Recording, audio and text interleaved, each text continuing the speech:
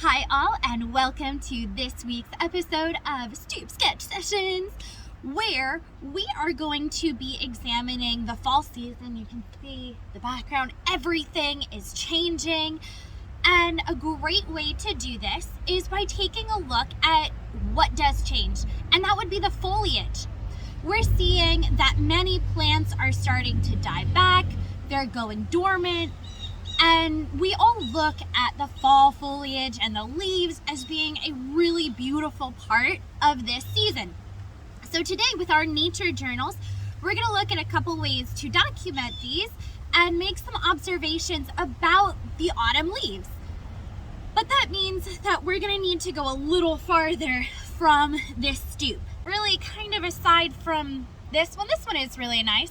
But aside from this one, they are dry and crispy. So we need to go to the place where these leaves come from.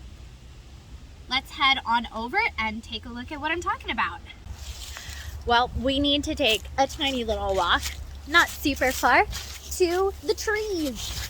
And we can use a wide variety of trees to make our observations. So all you're gonna need to do is pick a tree, any tree, stand by it, and then look at the ground. You'll probably see a ton of leaves that have fallen. What you're gonna need to do for this nature journal exercise is pick leaves that are whole, that have some nice veins, some nice coloration, and see how many different leaves, different species. Here I've got a maple. I'm standing underneath a birch right now. See how many different species you can find and collect. Once you have your leaves, spread them out and take a look at each one of them. What are some similarities or differences that you have in your leaves? Here I have a maple. We have a birch. Both of these, despite the different shape, are actually from a sassafras tree. And again, despite the different shape, both of these are oaks, but this one and this one are not from the same species. We have a pin oak and a white oak. Now make some observations about them. How many lobes or points does your leaf have? Despite the fact that these came from the same tree, they look a little different, but how are they similar? Take a look at the veins, or this line, just like the veins in our arms. What do the veins look like? And you can see, wow, they're similar. Take a look at the color. How do the colors change between the various leaves that you've collected? But now, how do we document these? How do we write these down and put them on our paper? A great way to do that, since we have the leaves right here, they're not animals, so they're not really going anywhere unless the wind blows them away. We can actually do something pretty cool, and that's tracing them. So take your leaves, take your piece of paper, pop a leaf underneath,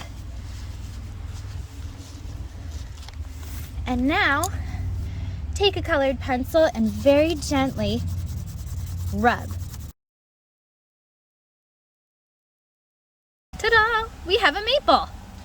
What about a sassafras?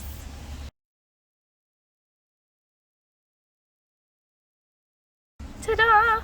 We have a sassafras. You can repeat this with all sorts of colors.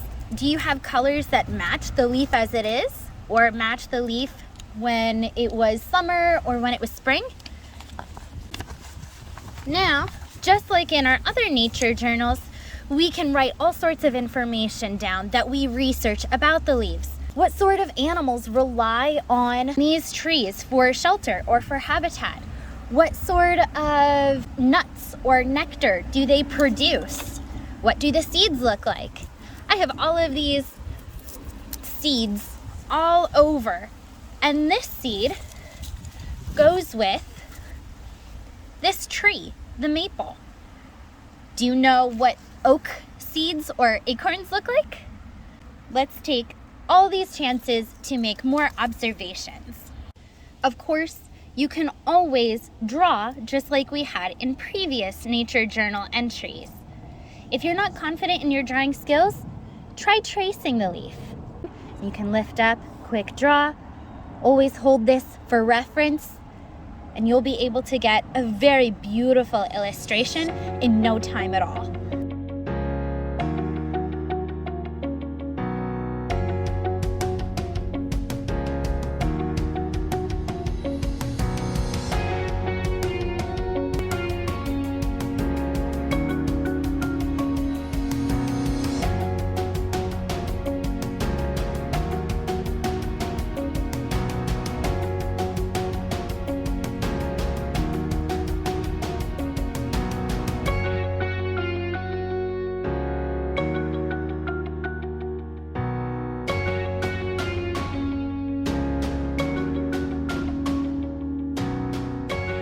Once you're done with your rubbings or your coloring and your drawing,